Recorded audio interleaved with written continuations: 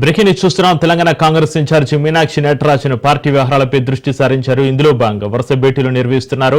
ఇవాళ రెండో రోజు కూడా ముఖ్య నేతలతో సమీక్ష సమావేశం నిర్వహించనున్నారు. కాసేపట్లో అసెంబ్లీ ఎన్నికల్లో పోటీ చేసిన అభ్యర్థులతో భేటీ కానున్నారు. ఎదురుగూడ ఎమ్మెల్యే క్వార్టర్స్ లో ఈ సమావేశం కొనసాగనున్నట్లుగా సమాచారం.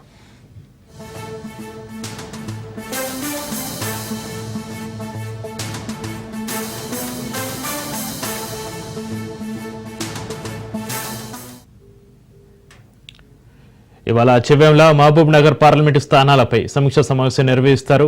ముఖ్యంగా నియోజకవర్గంలో అంతర్గత సమస్యలపై ఫోకస్ చేయనున్నారు ఆమె. అదేవిధంగా కాంగ్రెస్ పాలనపై ప్రజల స్పందనను ఆరా తీరున్నారు మీనాక్షి నటరాజన్.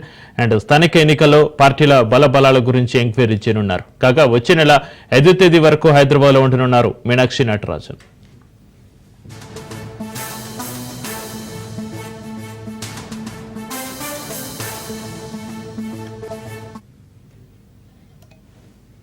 తెలంగాణ కాంగ్రెస్ ఇన్ఛార్జి మీనాక్షి నటరాజన్ పార్టీ వ్యవహారాల దృష్టి సారించారు. ఇక ఇందులో భాగంగా వరుస భేటీలకు సంబంధించి మరింత సమాచారాన్ని మా ప్రతినిధి రాజు లైవ్ లో అందిస్తారు. రాజు, ఇవాళ రెండో రోజు కూడా ముఖ్య నేతలతో సమీక్ష నిర్వహించనున్నారు. కాసేపట్లో అసెంబ్లీ ఎన్నికల్లో పోటీ చేసిన అభ్యర్థులతో కూడా భేటీ కానున్నట్టుగా తెలుస్తుంది. ఈ భేటీలకు సంబంధించి మీ దగ్గర ఉన్న అప్డేట్స్ ఏంటి రాజు? తెలంగాణ ఏఐసిసి తెలంగాణ రాష్ట్ర వ్యవహారాల ఇన్ఛార్జ్ మీనాక్షి నటరాజన్ వరుసగా లోక్సభ పార్లమెంట్ నియోజకవర్గాల వారీగా సమీక్ష సమావేశాలు నిర్వహిస్తూ ఉన్నారు. అక్కడ కంటెస్ట్ చేసినటువంటి అభ్యర్థులు అలాగే ఎమ్మెల్యేలు పార్టీ ముఖ్య నేతలతో కూడా 1-to-1 సమావేశం అవుతా ఉన్నారు.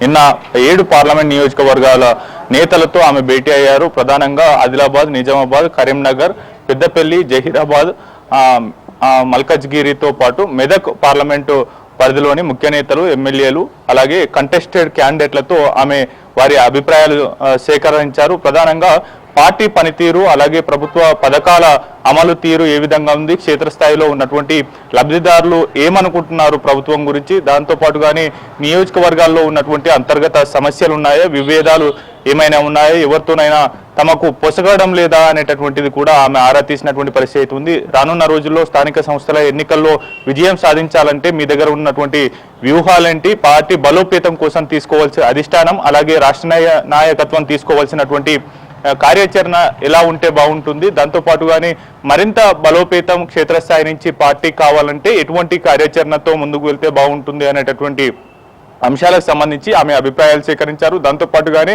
అటు కీలకంగా ఉన్నటువంటి ముఖ్య నేతలు, కంటెస్టెడ్ ఎమ్మెల్యేలతో మీరేమైనా పార్టీ పదవులు ఆశిస్తా ఉన్నారా, దాంతో పాటుగానే ప్రభుత్వంలో ఏదైనా కీలక పదవులు ఆశిస్తా ఉన్నారా అనేటటువంటి అభిప్రాయాలను కూడా తెలుసుకున్నటువంటి పరిస్థితి అయితే ఉంది.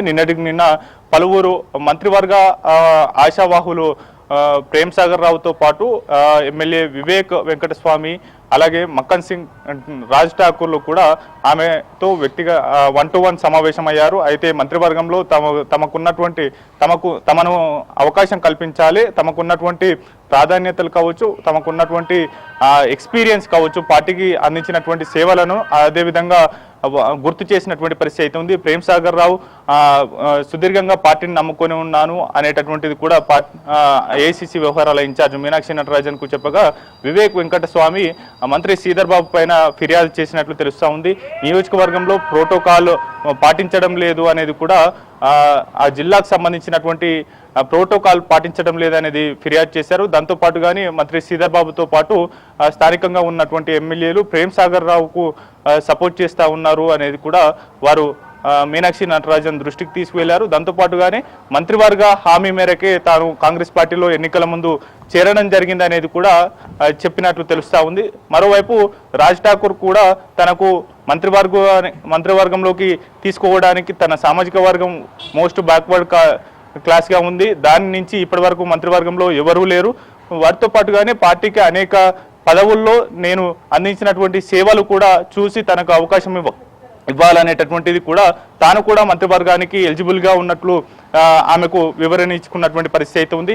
పూర్తి స్థాయిలో కూడా ఒకవైపు ఈ చర్చ జరగగా పూర్తి స్థాయిలో పార్టీ కార్యాచరణ, దాంతోపాటుగానే భవిష్యత్తులో పార్టీ బలోపేతానికి సంబంధించినటువంటి అంశాలకు సంబంధించి కూడా ఆమె అభిప్రాయ సేకరణ చేసింది. త్వరలో జరగనున్నటువంటి స్థానిక సంస్థల ఎన్నికల్లో ప్రభుత్వ పనితీరు కలిసి వస్తుందా, ఇంకేమైనా మార్పులు చేపట్టవలసి ఉందా, రాష్ట్ర నాయకత్వం కాంగ్రెస్ పార్టీ బలోపేతానికి సంబంధించి క్షేత్రస్థాయిలో తీసుకోవాల్సినటువంటి కార్యక్రమాలు ఏంటి, మరింత క్షేత్రస్థాయి నుంచి బలోపేతం కావాలంటే పార్టీ ముందున్నటువంటి సవాళ్ళను ఏ విధంగా అధిగమించవచ్చు అనేటటువంటి అభిప్రాయాలను కూడా తీసుకున్నట్లు తెలుస్తా ఉంది. దాంతో పాటుగానే నిన్న మాదిగ సామాజిక వర్గానికి చెందినటువంటి 6 ఎమ్మెల్యేలు కూడా మీనాక్షి నటరాజన్ను కలిశారు.